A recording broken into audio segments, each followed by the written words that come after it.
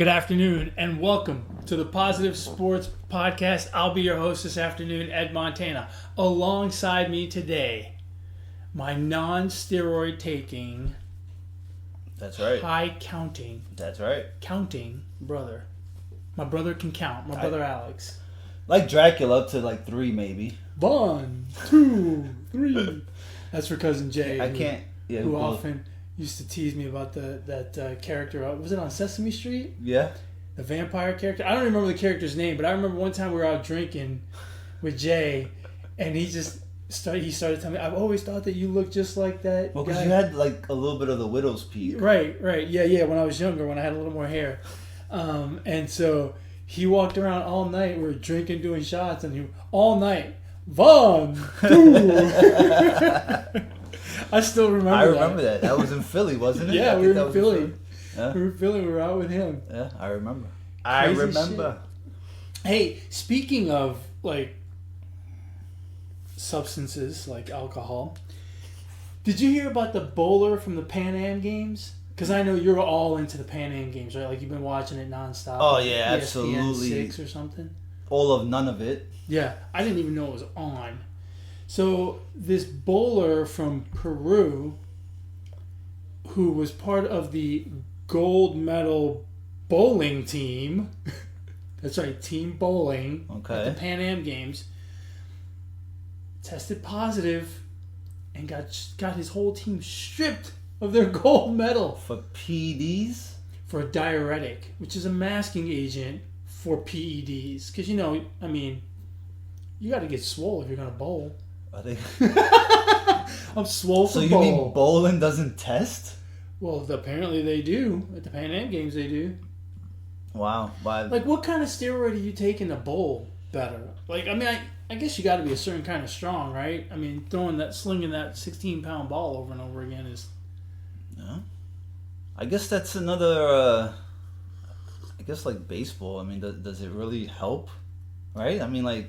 I don't know. I don't understand how that could help a bowler.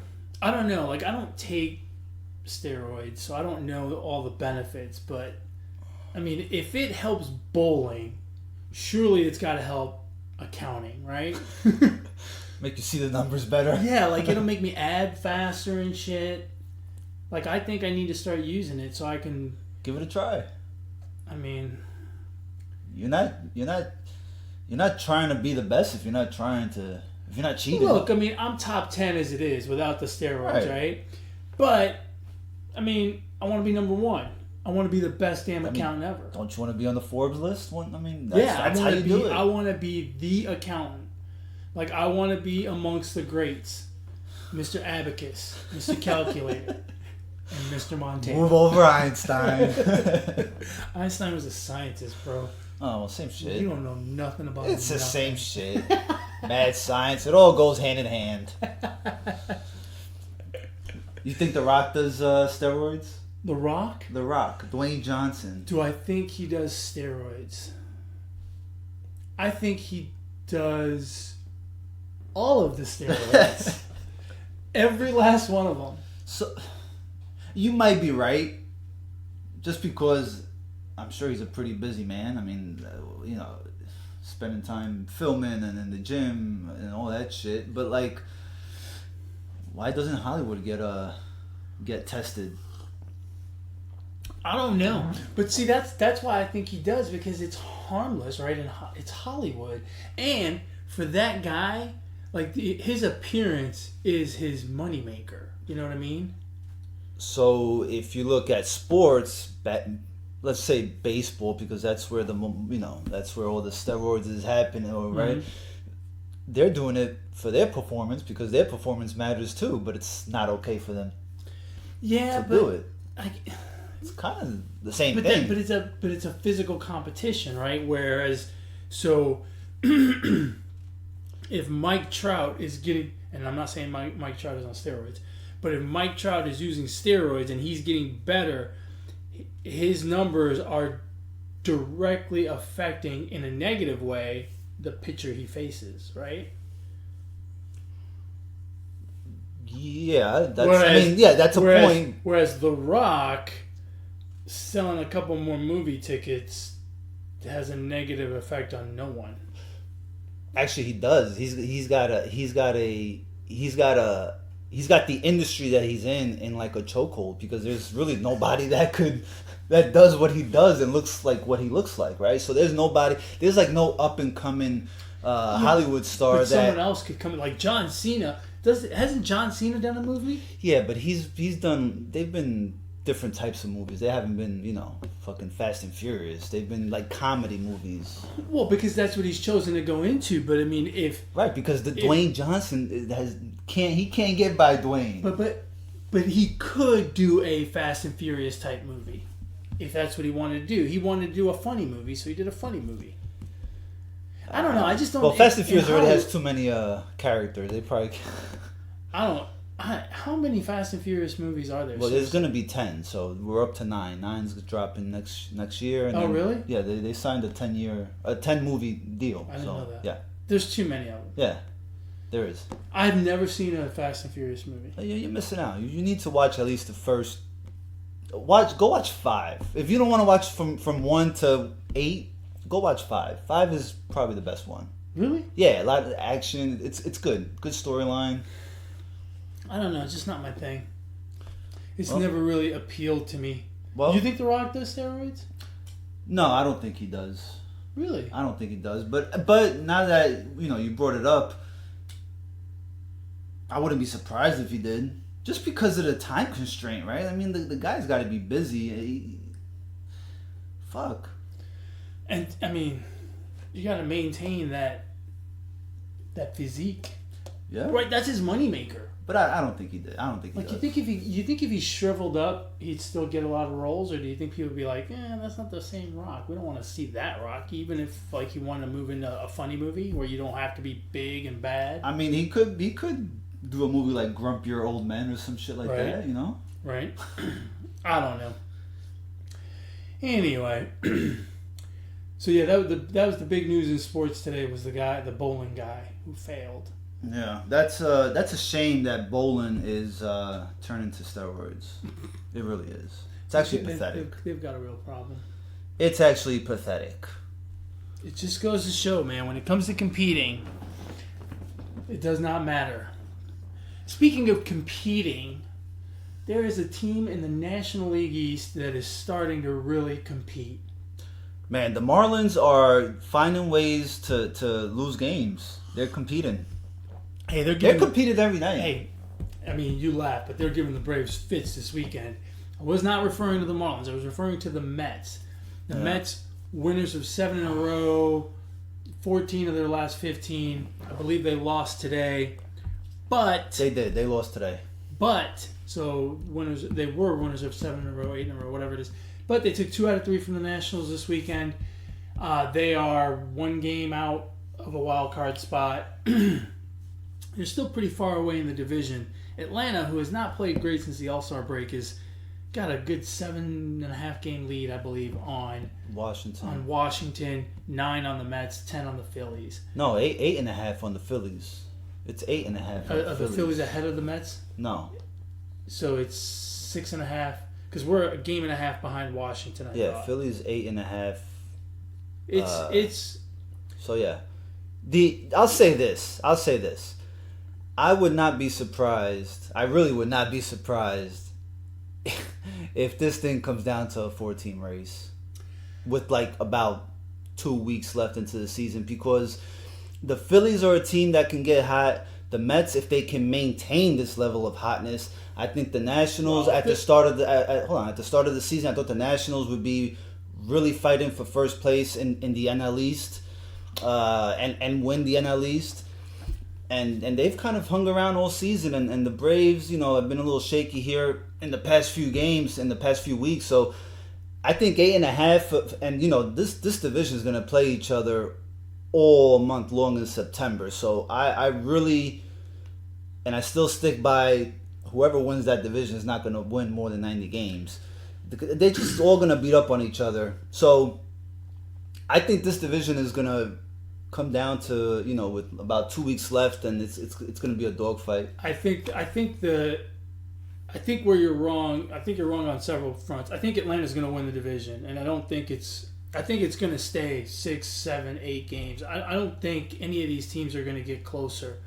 Atlanta's looked a little shaky here lately, but it's just Atlanta's just too good. I think for the division, and part of the reason for that is I think the Phillies have given up. The Phillies. There's 3 teams that when I watch them play, they don't look like they really care anymore, and that's the Phillies, the Brewers, and the Red Sox. And so I think the Mets and Washington will continue to fight simply because they're fighting for a wild card spot. But I think Atlanta's going to have it pretty easy. They're going to win it by 6 or 7 games. Washington and the Mets will continue to battle. The Mets won't maintain this level of hotness. It's not possible. I think the Mets have won 20 of their last 26. And if they do that over the next 26, they're going to blow by Washington, and they're going to chase down Atlanta. It'll be closer than the 6 games I mentioned, but it's 20 out of 26 is not sustainable, not in the MLB nowadays.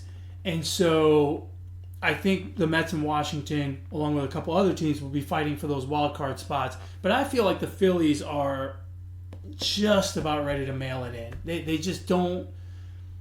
They just don't look like a team that.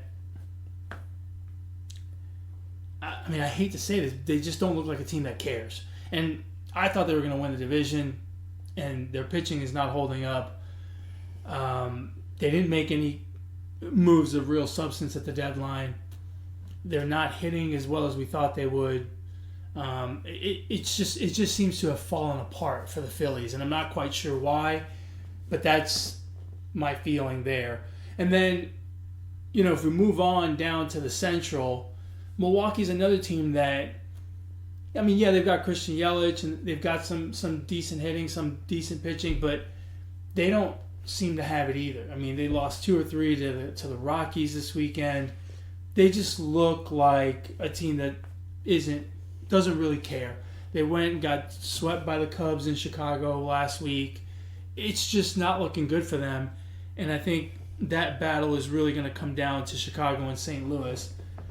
If Chicago has more home games than road games left, then Chicago's going to win that easily because they are 2 different teams at home and on the road. Yeah. I mean, at home they seem to be unstoppable. Chicago's problem, I think, is going to be in the bullpen. They lost 3 relievers to the injury list this week alone. Yeah.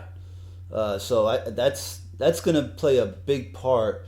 I don't think you're giving enough credit to the Brewers. I mean, the Brewers are first in the wild card, and they've been the Cubs and the Cardinals and the Brewers have been battling for the Central all season long. So I think they're fully invested in this race between for the division and the wild card. So. The Phillies are only a game and a half. What is it? Yeah, a game and a half behind. Getting into the wild card. So, we've seen the Mets get hot, and this is an incredible run that they're on. Who's to say that a team like the Phillies or the Cardinals or even the Diamondbacks can get hot and do something? Yeah, it's all possible. I don't think the Phillies have such a bad team that they can't do it. We know what the potential of the offense. So again, if at some point if they can find a way to hit at the same time, yeah, really at the same time, then who knows what can happen. So yeah, anything is possible. But again, just what you see over the last couple of weeks, I always find that the last week of July, the first 2 weeks of August, I always find those to be a pretty good barometer of where things are going to shake out. Because at that point, you still have a long way to go, but you've also played a lot of baseball. And so, you've got a big sample size to look at what kind of team you are, and you can see the momentum of the team going into the stretch run. And like I said, the Phillies and the Brewers and Boston especially, just They just don't look like they have it. But Boston hasn't looked like they had it all year, and they're 6.5 games out of the wild card. Boston, they're the worst case of the three. And they're generally, they really packed it in at the trade deadline. For them to not make a move, the Phillies at least were, they were closer than what the Red Sox were. Red Sox didn't even bother to make a move. They're not that far away right now, but just the way, the attitude of the team is just not, it's not good enough to win this year or to make a comeback. Yeah, at least. No, I'd agree with that. And that seems like a complete organizational white flag. You know what I mean? Yeah. The players seem to be like just going through the motions, and the front office not making any moves kind of tells you the rest. So that's the way it looks there. And then out west, before the trade deadline, the Giants were pretty hot, and they have cooled off considerably. And then you got Arizona and Colorado out there. It just doesn't seem like there's much out west that's going to push for a wild card spot. So much like the Dodgers in the NL West, the Astros in the AL West are pretty much dominating. Which one of these teams are going to get bored first? Because at some point both teams are gonna play nothing but division teams in September. Yeah. Which one of those teams is gonna keep this up? Or are they gonna get bored with baseball and just kind of start resting their players? And that sometimes plays a part going into the playoffs, right? Yeah. It could either break their momentum or. I would think the Astros are going to get bored before the Dodgers, because the Dodgers seem to be getting into a fight every week.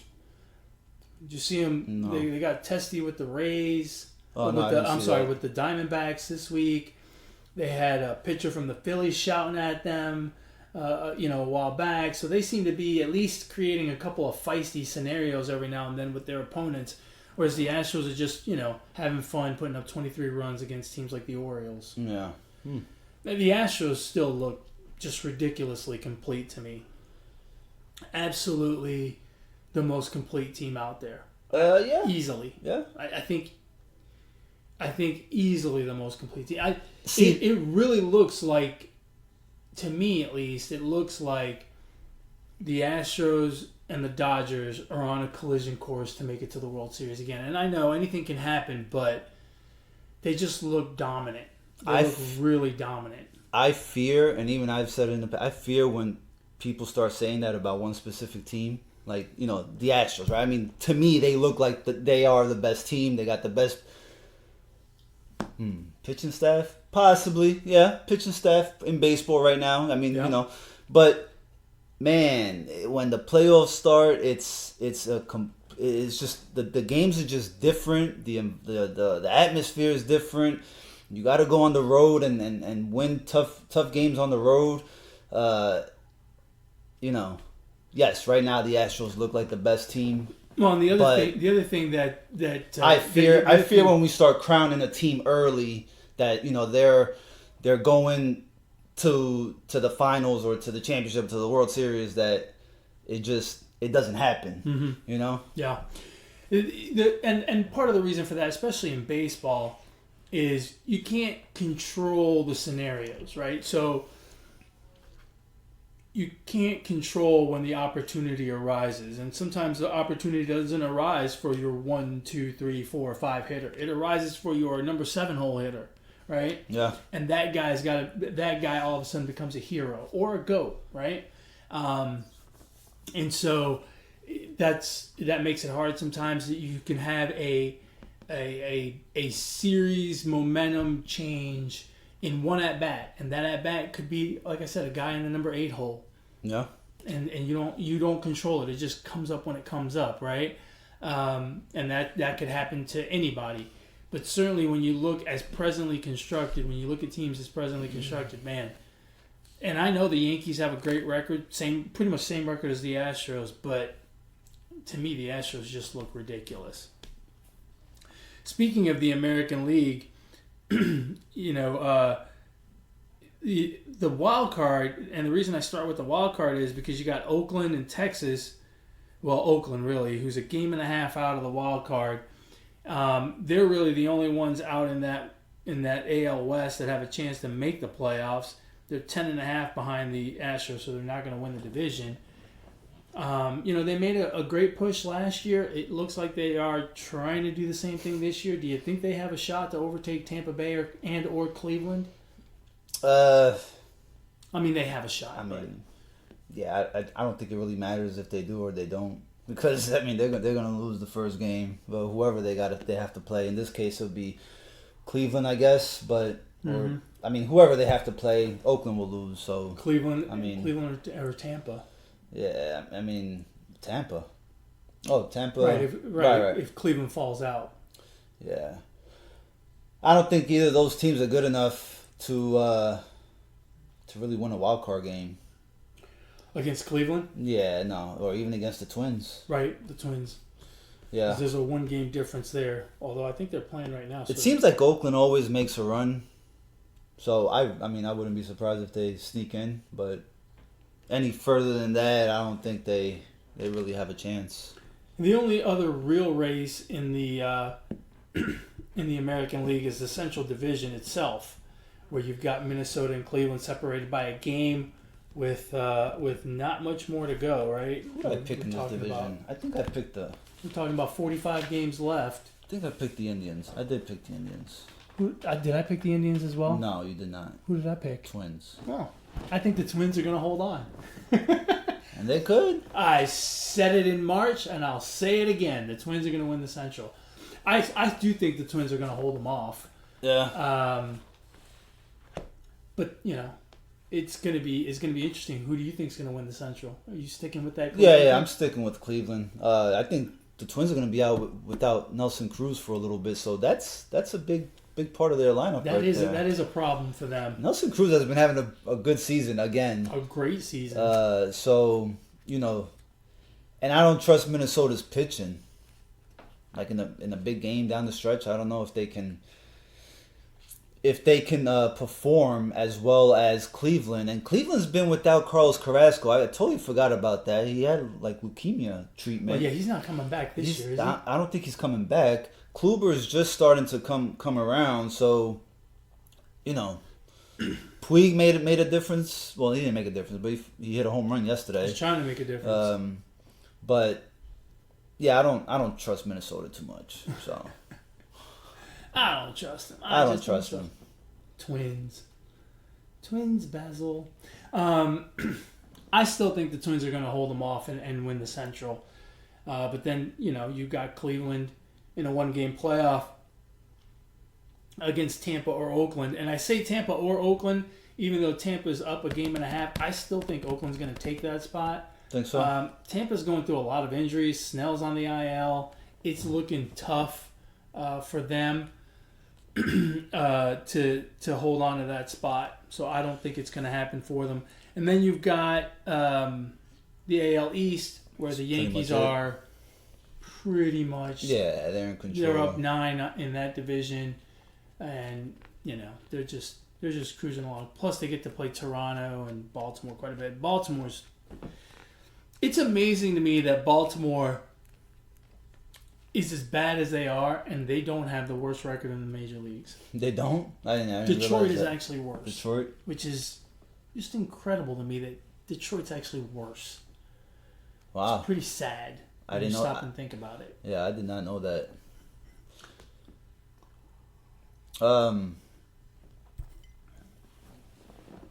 Yeah, I forgot where I was going to go.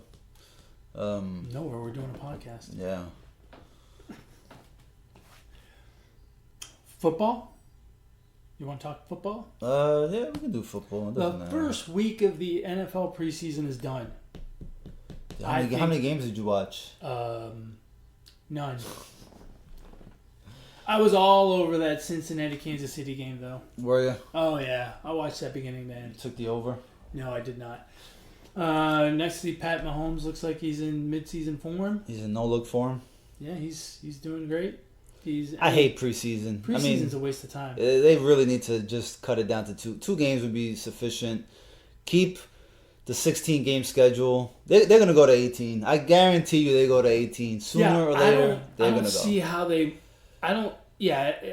the NFL, just from a money perspective... Yeah, that's all it is. They've got it. I think they're not going to cut 2 preseason games out and that's it. Right? So they're going to do something with it, and they're going to convert them to regular season games, which... I don't think. Which if I'm the players, if I'm part of the players union and all that shit, fuck man, I strike. Let's play 18 games. Who wants to play 18 games? Quite honestly, 16 games is too much. Right. With 12 but if you take away the 2 preseason, then 16 is you can live with that, right? Yeah. Your body can live with that. Yeah, but these guys, I think from a physical standpoint, it's too much. 16 is too much, and I think going to 18 is a terrible idea. They're going to push it. Oh, yeah. They're going to push it. I think it'll happen. And I agree with you because, unlike baseball, the union has no teeth. Yeah. It's a completely different dynamic. I don't understand why it works that way, but the union has no power, it seems like. And it's unfortunate because we're going to see shorter careers. I'm telling you, what the NFL needs to do is just keep the 16-game schedule, change the preseason from 4 to 2 games, and after week 8, everyone, all 32 teams, have a bye, and then you return week 9 to play. The 2 weeks later, and you play the rest of the games. It's equally balanced. The bye weeks. You don't have a team taking a bye in week 4 and then having to play freaking 12 straight weeks, or you don't have a team getting the last bye of the season in week 9 or 10 and then playing. I mean, you kind of balance it out a little more, and I think the players would appreciate that. But, again, that's another week of the NFL not generating any money. Yeah. That's a great idea, though. But, I really like that idea of making a league-wide bye week. Yeah, why not? Well, you said why not, because then there's a week of no football, right? So they can't sell a 17-week regular season contract to ESPN and CBS and Fox. If you do that, it would effectively be a 16-week. Yeah, as a fan, I'm okay with it. Not having football on for 1 week. You do it between the conference championship and the Super Bowl. Yeah, I can live with another week of no football. That's what they could do. Put the Pro Bowl in week 9. In week 9, right? No. So you do 8 weeks of football. You have the Pro Bowl in week 9. What players do you use? Whatever players you want. NFL players? No one's watching that shit anyway. You do the Pro Bowl in week 9, and then you do the rest of the season week 10 to 17. No Pro Bowl. I think that's an awesome idea. But, the NFL... bring the Pro Bowl to the middle of the season. Call it the Midwinter Classic, just like baseball calls their All-Star game the Midsummer Classic. The Midsummer? Boom! Yeah, screw that. That's another game they need to get rid of. Oh yeah, that one needs to go big time.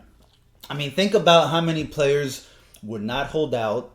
Think about how many players would play a little harder if they gave a greater bonus if you made an all-pro team or something. Instead of having this Pro Bowl team, just be a Pro Bowl player, right? Right, like All-American in college, right? Exactly. Have it be a designation. And just make the incentive a little larger. If it's $500K now, make it, I don't know, $1 million, $750,000. That would get players to not hold out, not sit out late in the season, and shit like that. But that sounds like a good idea. It's the NFL, so none of this that I'm saying is possible.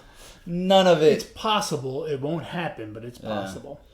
So if it won't happen, it doesn't make it possible. No, it's possible. Possible means it could happen. But you said it won't. It won't. So it's not possible. But it could happen. But it's not possible. It's possible if it could happen. You just said it won't happen. I said it won't. I didn't say it couldn't. But if something's not gonna happen, then it's not possible. No, it's still possible. No, it's not, because you said it's not gonna happen. I could buy my son a car for his 16th birthday. But you won't. Right. So it's not possible that you will. No. It's possible. I have the money, and I could walk into a dealership and buy him a car. But you won't. It couldn't happen. But you won't. It could happen, but it won't happen. Those are two different So things. therefore, if it won't happen, it's not even an option. It's not possible. It's not possible. Sure it is.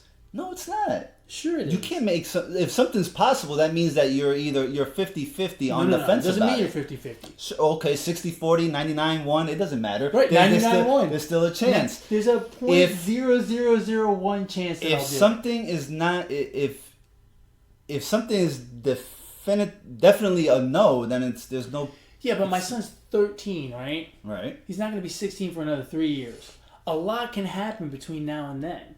Right, but as of now, you won't. Right, but that's so what I'm it's saying. not possible. But it is possible. As of now, it's not possible. It's possible because you're you don't not. know what's going to happen because over the next 3 years. Right, but as of now, like right this minute, as we're doing this podcast, your but son's we're not talking about something that's going to happen when he's 16. We're not talking about something right now. You've already decided that, though. What's going to happen at 16? He's not getting a car. I've decided I'm not going to buy him a new car, but right. that doesn't mean so it's not possible. Sure, it's possible. It's possible because I could change my mind, and I still have the wherewithal to do it. Right, but still, you said so. It's possible. You said no, so it's no possibility. It's possible that the Astros don't make the playoffs. It's possible. It's possible. But it's not going to happen. Right, so it's not possible. It's impossible that it's impossible for the Astros not to make the playoffs. It's not impossible. It is impossible. They could go on an they could go 0 for the next 25 games and all of a sudden not be in the playoffs. No one believes that. Maybe you do, but nobody else does. But it's possible. Okay, what if, and now this is, I'm going to go to hell for this. Oh God. What if they, go on a road trip and their plane goes down? And they're what? Their plane goes down. Oh Lord. Right? You're going to hell, bro. Well, then they don't make the playoffs now, do they? They do make the playoffs. They bring up the minor league, the AAA players to play. And then they lose 25 straight and they are no longer in the playoffs. Jeez, what a horrible thought. It is. Can you imagine if something like that happened? That would be horrific. Yeah, that would be. Let's go on to something. That's pretty crazy. Yeah, let's get off the possible impossible debate because I went a really bad way with that one. It's all your fault. Lightning is gonna strike you. Let's talk about. But it's sunny outside, so don't worry. Let's talk about Antonio Brown instead, which is much more. Do you want to talk about Antonio Brown, or you want to talk about Antonio Brown's feet? Be honest. I want to talk about Antonio Brown. I want to talk about his feet. I don't really want to talk about his feet. I mean, I can relate. I got feet just like that. I mean, you want to see? No. No? I have managed to avoid the pictures of Antonio Brown's feet. But my understanding is he has some kind of frostbite. It looks like the fucking guy went outside in the middle of Texas, in the middle of July and August, and walked barefooted for about 2 or 3 hours. I mean, holy shit. I've never seen feet like that. I haven't seen the pictures. Have you seen, like, in Hollywood, the way they prep the actors and the actresses, and they put this fucking tight-ass facial thing, and it's like, it's clear, right? It's like beige color, and it's all for Hollywood, right? Right. That's what his feet looked like, and it looked like everything was coming apart. Yeah, that was pretty crazy. God. I didn't think that was real at first. I thought that was... I don't know what I thought that was, but... This podcast has gone downhill fast. But Antonio Brown, I don't know the whole fucking story, but, I mean, over a helmet, this guy is something else. He just can't... I just don't understand, like... Is this a new thing with the helmet? Like, did this helmet lose its designation for this year all of a sudden? Or has he been using an unapproved helmet previously? So, from what I read, of what I vaguely remember, you can only use a helmet for a 10-year period. After that, you have to change helmets. Okay. So but apparently he was still using his PV League helmet? an old helmet, I guess, or some shit, or his the helmet that wasn't approved for like preseason games or some shit, or training camp. He was using like a practice helmet. This guy even went as far as spray painting his helmets so that it could look like the official helmet to practice in or play preseason games in. I don't know. I don't know the whole story, but this guy why doesn't he just go to management and say, look, I'm not going to play in the preseason. I don't want to practice. Just take me as I am. I promise I'll be in shape, but I don't want to do any of the preseason, and I don't want to do any of the practices. Can we just work something out here? So you're saying that he's doing this to get out of playing in preseason? I don't think he wants to play preseason. I agree with that. I don't think he wants to practice. I don't think he wants to do any of that shit. I think he just wants to go out and play on Sundays, and some guys are good enough to do that. Do you think he wants to play on Sundays? Because what he showed last year in the last game of the season was that he doesn't want to play on Sundays. I think he didn't want to play for Pittsburgh anymore on Sundays, but I think now he wants to play. Well, I mean, that attitude that he had last year goes... I mean, look, he's a wide receiver.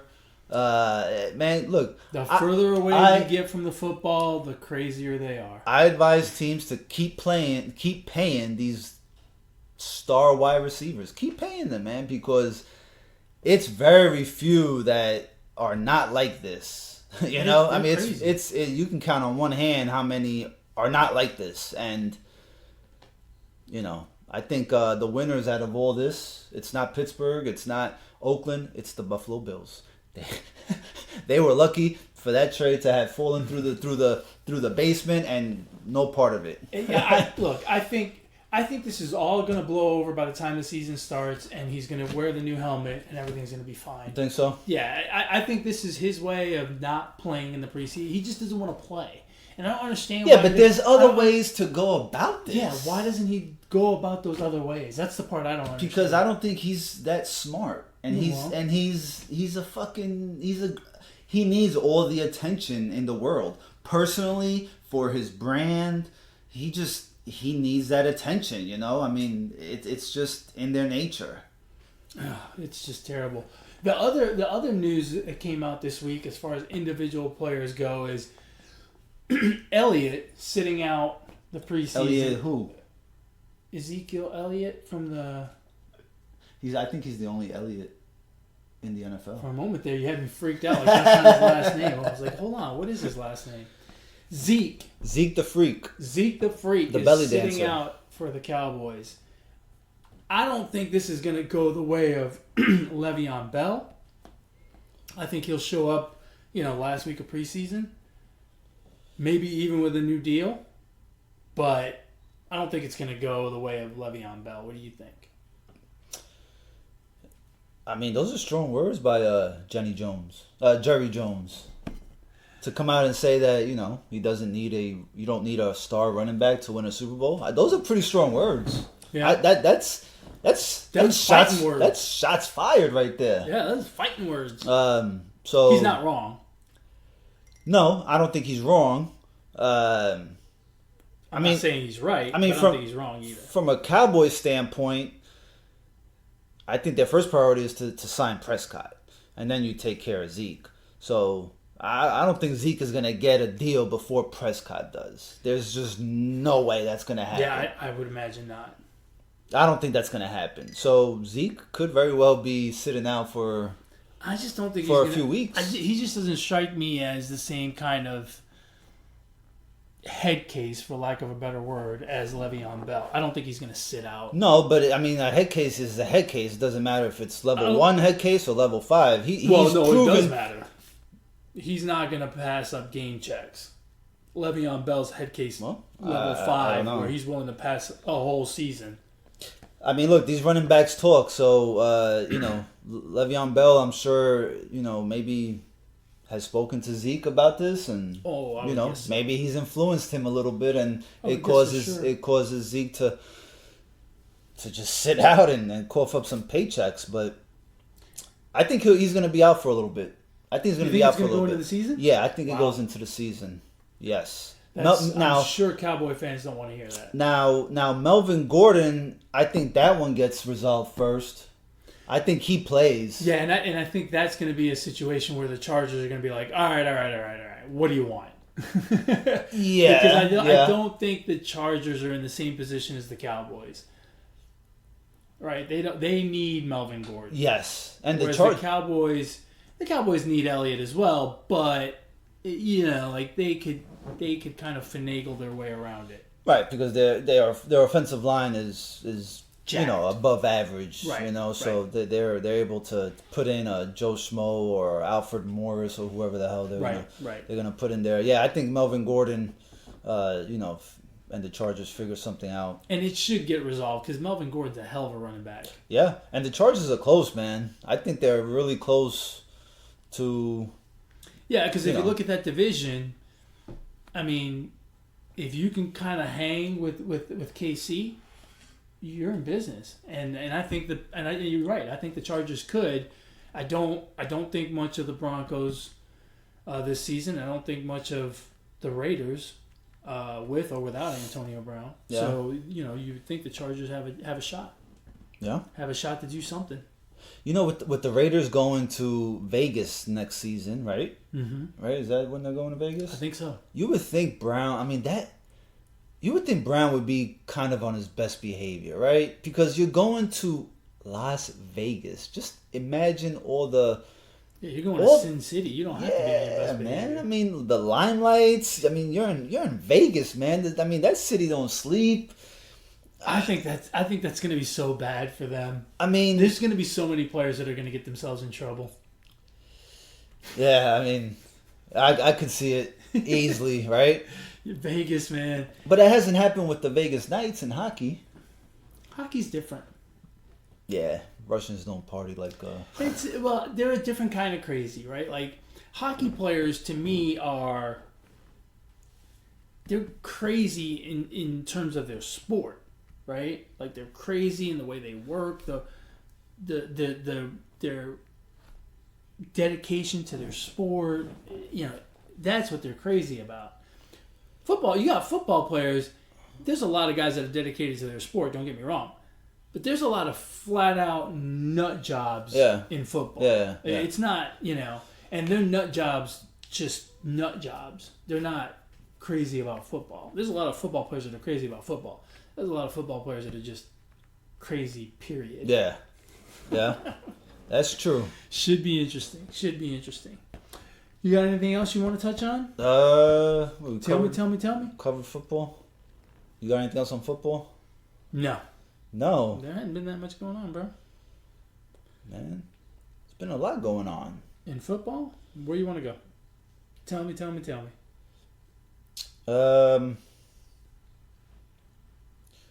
I guess we'll just wrap this one up. Or we can do that. That was bad. Yeah, it's kind of that quiet time in the world of sports a little bit. You're fucking nuts. No, it's not. Kind of. Nah, fuck no. Football's just getting started. Baseball, the races are heating up. But there's not much going on. The races are, there's a lot of races that are decided, right? There's no race in the AL East, the AL West, the NL West. Yeah, that's half the divisions. Right, but that's my point, right? Like, in other years, all 6 divisions would be close, and you'd be like, oh, shit, Well, there will always be that 1 or 2 divisions that are... Right, but now we're talking about 3, maybe even 4, yeah, right? If you throw in the AL East. The NL East, I mean. I think this is a good time, man. Football, baseball, doesn't get any better than that. Okay. Absolutely. Seems kind of quiet to me. If you want to get a hold of the show, if you want to share your thoughts about MLB or NFL with us, you can shoot us an email at positivesports10@gmail.com. Positivesports10@gmail.com. If you want to get a hold of me, you can do so on Twitter at eMontana21. And if you want to go a hold of this guy, how do they do that? On Twitter at Brooklyn Gaucho1. Excellent. He got it right this time.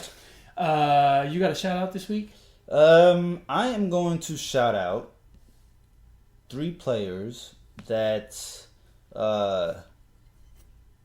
have Hall of Fame genes in them.